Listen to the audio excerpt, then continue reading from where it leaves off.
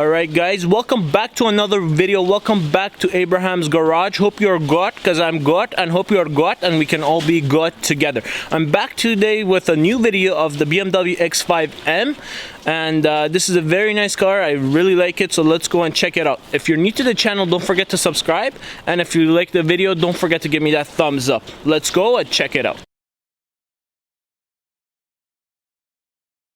Alright guys, so let's go and check out the exterior of the car. As you can see, the front of the car is a very aggressive look. Obviously this is the X5M version, so it's like your X5, but obviously you have the bumpers and the rims and the chrome and all the different things changed to make it look sporty. So let's go and check it out.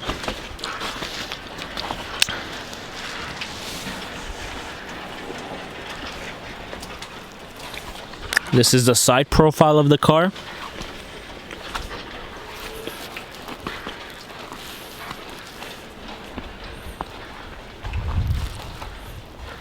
And this is the back look of the car. As you can see, you have the nice diffuser that makes it distinctive from the normal X5, plus the quad exhaust system.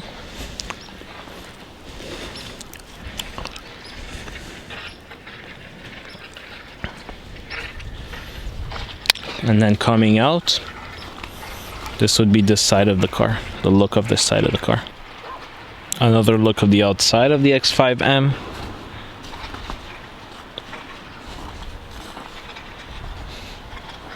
Alright, so one thing that's also very nice about this car, obviously you would not be able to see it right now, but it's the tires that come out. Obviously right now, because of winter, this car is running on winter tires and rims, but the original tires and rims would be popping out, sticking out. So from the back, it would give it like a very nice look and very wide look, which is a very good thing to have, because when you're driving around in the road, you can really tell the difference between this car and a normal X5. Coming out, you have the side vents popping out, also giving the car a very aggressive look.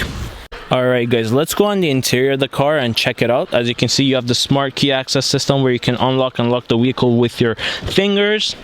Let's go on the inside. Alright guys, starting with the inside of the car, well, we have the very nice M steering wheel, and on the left side what we have is your cruise control and your M1 and M2 presets. So basically your M1 and M2 are used to preset a specific setting, like the most sportiest mode, and once you press this, you don't have to actually go and change them one by one. You can just go and start with the most sportiest and press this button, and all of a sudden it would go to that setting. Now coming onto this side, we have the volume control for your stereo, we have the phone button to answer and decline, and we have the voice command system. The voice command is used to talk to the car. Let's say a command, and then it would do that command for you. Coming to the back of the steering wheel, we have the sport paddle shifters. This one is to downshift, this one is to upshift. And then coming down here, we have all the lights control, so your high beam, your automatic high beam, your signals on the left, and then on the second one, this one is for your wipers, the front and the back, because this car has both front and back wipers. On this side, we have the control for the lights. We have the automatic, low beam, high beam, and fog lights. Going on to the door, we have the buttons for the window control, and the trunk release, and the window lock. Also with this car, you have the auto start stop, so basically the car can shut itself to start saving you some gas when you come to a complete stop at a stoplight or a stop sign, or even longer. But you have the option of pressing the button to turn that off and just drive it normally. Normal looking BMW gauges, but as you can see, everything that you play around with and touch, you can see in this gauge. We have everything like your sports settings showing on the bottom, your fuel consumption. You can go through the menu with this. So your average fuel consumption, your average kilometers per hour, speed limit, how much the speed is, the date, and so on. Going up, we have the heads-up display, as you can see, showing you the speed and the speed limit in the area that you're going. Very useful. Of course, this car being the X5M, you have the carbon fiber throughout the car and the red interior, which looks absolutely amazing. And then coming down, you have the full infotainment right there. You have what this button is, basically shows your safety features are on. That's why the car has the green circle around it, your hazard lights. Once we press this button, a menu comes up, and basically this is the different type of safety controls. So we have the front collision warning on, we have pedestrian warning, so if pedestrians go around, it's also on. We have lane departure, so if you want to depart your lane, the car is in a lane beside you, it will tell you. And then active blind spot, so the blind spot, it would tell you, you know, there's somebody in your blind spot and don't make that change. So basically we have all these in the control. Once we press it, it goes back to green, so all is on, and then we go back. Basically if everything is on, it's going to be green. Once you turn it off, this light around here, it becomes red, saying that you don't have any of the settings on and the controls and the safety features are off. Coming down, we have your heated seats here, your climate control settings on and off for the fan speed, front defrost, rear defrost, AC, and then to keep the air in the car. So as you can see, this car has cold seats and warm seats, so you can use it in all sorts of weathers, in the winter and in the summer. And obviously with this is where you would make the car either warmer or colder, your temperature control, you have dual zone, and you have automatic. Coming down is your stereo control. So basically with this button, you can seek through the radio stations or songs. This one is for the CD. You can pull it out, pull it in different modes. So let's say your radio or disc or USB. This is what mutes the radio, and you can do the volume control with this. Also, you have the band button. Also, you have presets down here from 1 to 6, and they're all hard touch buttons. But if you do go and hold your finger on one, you can see it popping up there. So if I put it, you can see, and then it shows this one. Obviously it's not been assigned, but if it was assigned, you would see what channels, and you can just go through them. As you can see, 3, 4. And with that being said, you can see what you got preset before you press it. Coming down to the center console, you have the M knob, and with the M knob, basically this is the shifter that's used on the M product cars to put it in drive, sport mode, and this and that.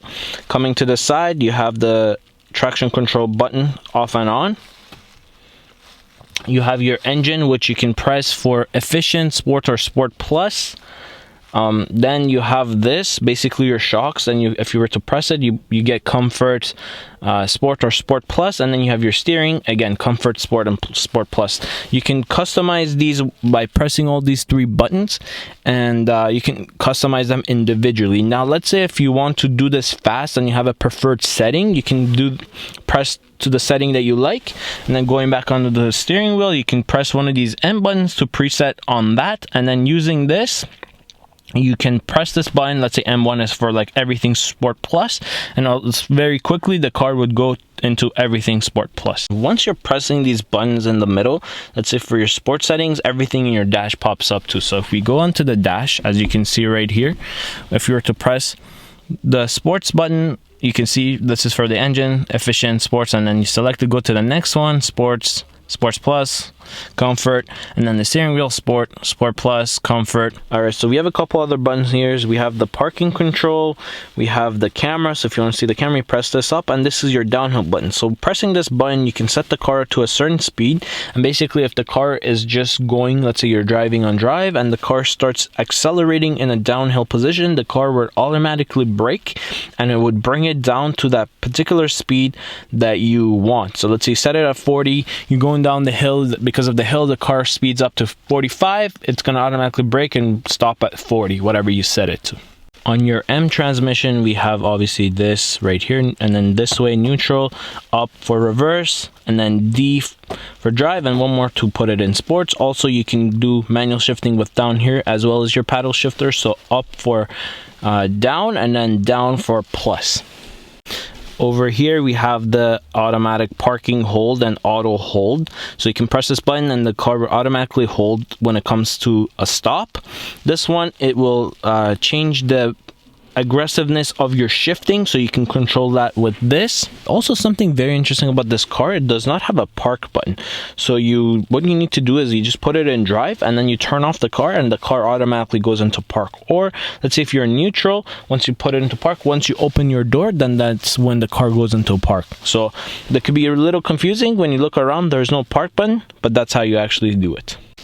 Coming on here, this is what controls your infotainment. So we have media, we have radio, we have menu, we have telephone, we have navigation, back, and option, guys. So first, if you press the media button, you can see we have different things like CD, music collection, external devices, tone. We press radio, and then that's your radio options. Pulling up, press menu. We have different type of menus that you can go through. Let's say multimedia, radio, telephone, navigation, office, drive, connect, vehicle settings. So everything you need to control is controlled through this. And then navigation, once we press it, obviously we have the navigation that you can check out on the very nice and full screen. And then obviously back button goes back to what we were before, and then options button, we have this, and then shows you if you want to split the screen, display owner's manual, and different things like that. Going down to vehicle input, you can see different things as efficiency direct, quick reference, search by pictures, owner's manual, trip computer, vehicle status, sport display, X drive status, and things like that.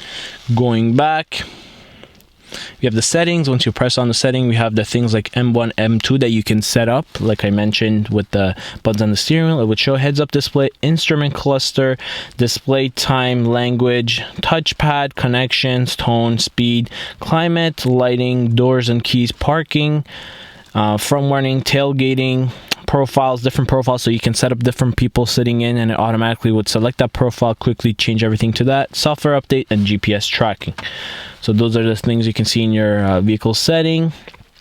Like I mentioned, we go to the navigation, we go to enter address, and then we can put street number, and we can just use the touchpad. So put Y P and use that to drive around. All I did was basically write those letters on this touchpad. That menu becomes touch sensitive, so you can just write around things on it, and then it would display on the top right there, making it very easy to use. This car having the Bang & Olufsen sound system, you have the very nice quality audio, plus something very interesting. Once you start the car up, the middle part pops out saying that it is ready. Very cool and very nice. Coming up here, we have the automatic garage door openers, the presets. You can set them to open up your garage, and in the middle we have the lights, your SOS button, and your sunroof. Press it back once, the panoramic sunroof starts to open.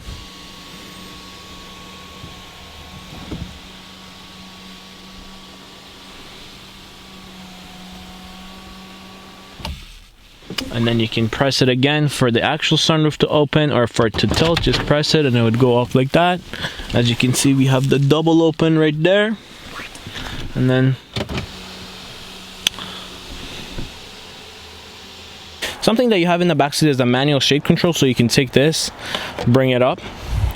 This is nice and very good. It would have been a lot nicer if it was an automatic one, but again, having this as an option, it's good, because if you have kids in the back or for some other reason, it's always available and you don't have to go with the tint. Alright guys, that's a full review of the BMW X5M. Hope you enjoyed it, hope you liked it, hope you learned something new.